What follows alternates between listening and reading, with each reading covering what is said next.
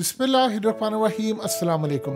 आज आपने देखा कि जिस तरह पेशावर के अंदर हमला हुआ है, आपको इमरान खान का एक क्लिप दिखाने जा रहे हैं। हालिया इमरान खान ने कहा मैंने बाजवा को मैसेज किए थे, ये होने वाला है, अलर्ट हो जाओ, इतनी बड़ी तबाही आने वाली है कि तुमने ये जो हरकत करने जा रहे हो इससे मुल्क तबाह हो जाएगा।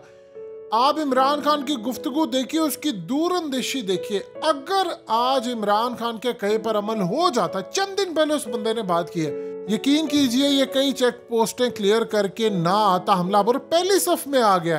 कैसे ये इतने खास सिक्योर्ड एरिया के अंदर पहुंच गया, कैसे उसने सब कुछ क्लियर किया, अभी तक कौम को नहीं पता। लेकिन अब इमरान खान की हिफाजत कर लें, क्योंकि इसके बाद खुदा न खासा अगला निशाना वो है। अगर वो इतनी चेक पोस्टें क्लियर करके आ जाता है तो वहां पर तो ना सिक्योरिटी है, ना वहां पर एफसी है, ना कमांडोज है, ना कोई और सूरत हाल है। आप जरा ये क्लिप देखिए, इसके बाद जाहिर सी बात है अगला निशाना इमरान खान हो सकते हैं। अल्लाह कभी भी ना करे ऐसा हो, लेकिन चूंकि राना सलाह ने कहा कि जी बैरूनी एजेंसियां उन पर हमला कर सकती हैं, सिक्योरिटी बढ़ाएं इमरान खान की। और इस क्लिप को आप गौर से देखिए, आपके रोंगटे खड़े हो जाएंगे। अगर इमरान खान की आज बात मान लेते तो आज ये हमला ना होता। सुनिए जरा और देखते जाइए।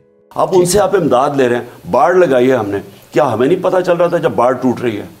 वो सामने हमारे बाढ़ टूटी है, सोशल मीडिया पे इमेजेस आ रहे हैं। बिल्कुल ठीक है। तो क्या इनका काम था पॉलिटिकल इंजीनियरिंग यहाँ बैठ के करना? इनका काम नहीं था क्या? जनरल बाजवा को नहीं सोचना चाहिए? अगर उनके साथ मिलके अगर बाढ़ की जनरल बाजवा को बार बार कहा, मेरे पास टेक्स्ट है, मैं बार बार कहा, जब आखिर में मैंने कहा हमें बड़ा केयरफुल रहना चाहिए, मुझे दहशतगर्दी का डर है, ये बढ़ती जाएगी दहशतगर्दी। थ्रू आउट मैं उसको कहता रहा, क्योंकि ये बड़ा जैसे उनकी रीसेटलमेंट आसान तो नहीं होनी थी। अब क्या हुआ है, उन्होंने मीर अली में खड़ा कर दिया तालिबान का झंडा, मिरम शाह में उन्होंने बाजार में जाके तालिबान का झंडा लगा दिया। तो अगर ये बढ़ता गया, इसके साथ मुझे कोई शक नहीं कि हमारी सिक्योरिटी फोर्सेस में बड़ी कुर्बानी करने, लेकिन अगर पब्लिक सपोर्ट ना हो तो क्या करेंगे? नहीं जी, लेकिन अगर वो माशी तौर पे भी खत्म है, हमारे पास पैसा ही किधर है? अब ये एक और जंग लड़ने का, और सारा बोझ पड़ जाएगा केपी हुकूमत के ऊपर, क्योंकि वो मर्ज हो गया अब। तो वो अब, और पुलिस कैसे इनके सामने खड़ी होगी? नहीं, पुलिस को आप एक्सपेक्ट कर रहे हैं कि वो लोग जो फौजों के सामने लड़ते रहे हैं, अब वो पुलिस उनका मुकाबला करेगी। 25 दिसंबर के दिन 9 धमाके हुए हैं बलूचिस्तान में। 9 मैं बलूचिस्तान में रहा हूँ, मुझे इसका अंदाज़ा है कि कितनी खौफनाक किस्म की सूरत हाल है। KPK की जो हालत है, बन्नू का जो इंसिडेंट है, उसको जिस मुश्किल से टैकल किया गया है हम सबको पता है। टैकल कर लिया, अल्लाह का करम है, टैकल कर लिया, लेकिन धुआं चल रहा है।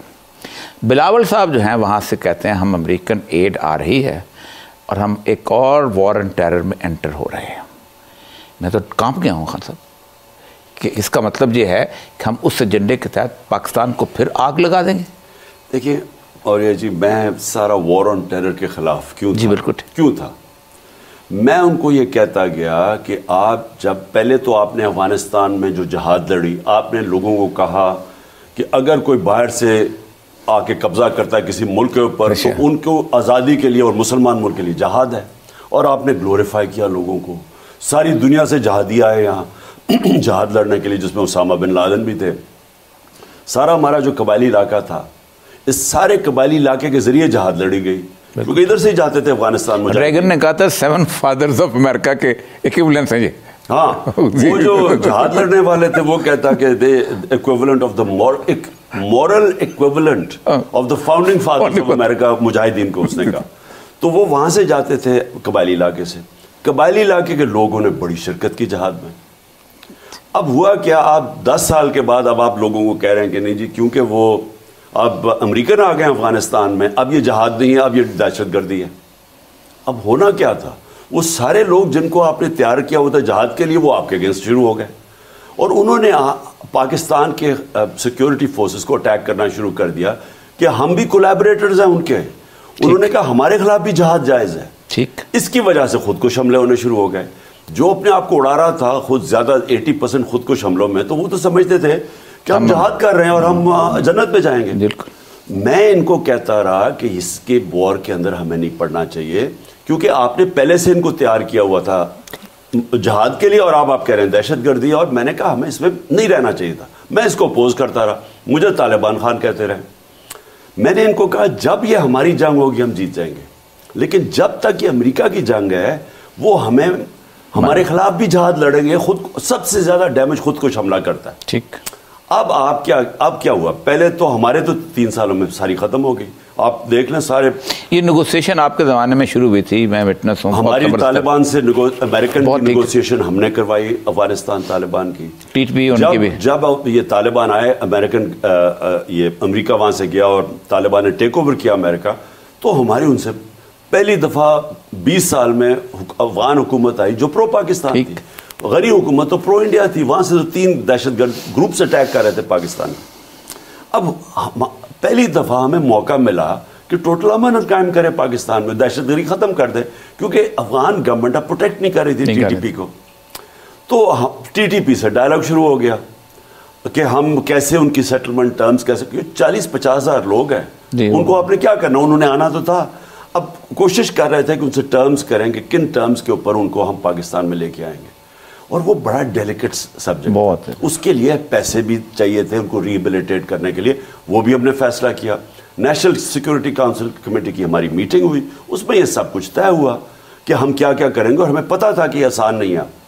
आप यकीन करें वो रिवर्स कि हम जैसे ही गए, ना किसी ने परवाह की उधर की, ना उन्होंने उनका, और आहिस्ता आहिस्ता पहले वो मलाकड़ में आ गए। अब इसमें हमें बॉर्डर था गवर्नमेंट के हाथ में। अब सवाल ये है कि ये फेडरल गवर्नमेंट जी बिल्कुल है उनके हाथ में, किस तरह लोग मालाकंड आ गए, वहां लोग खड़े हो गए और सारे लोगों ने कहा कि ये एक मिली बकत फिक्स मैच है, ये पीटीआई की गवर्नमेंट को डिस्टेबलाइज करने के लिए हुआ।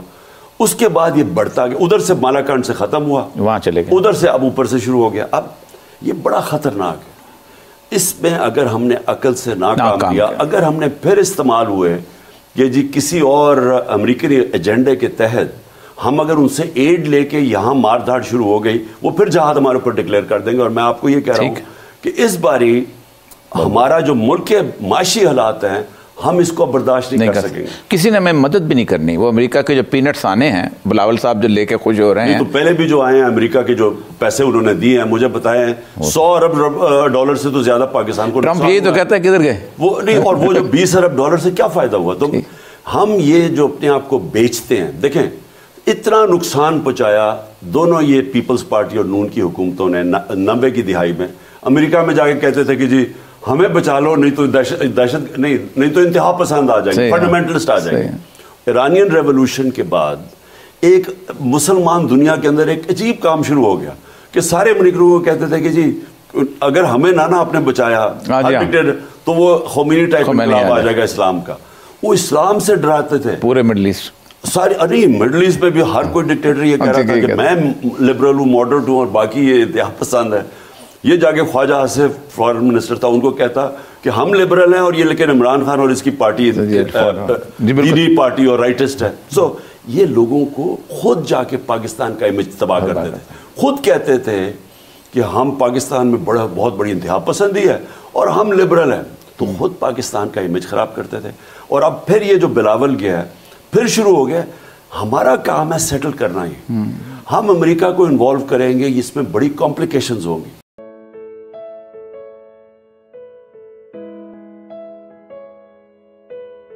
हकीकत टीवी को सब्सक्राइब करना मत भूलें, वीडियो को लाइक करें, शेयर करें और कमेंट सेक्शन में अपनी राय का इजहार ज़रूर करें।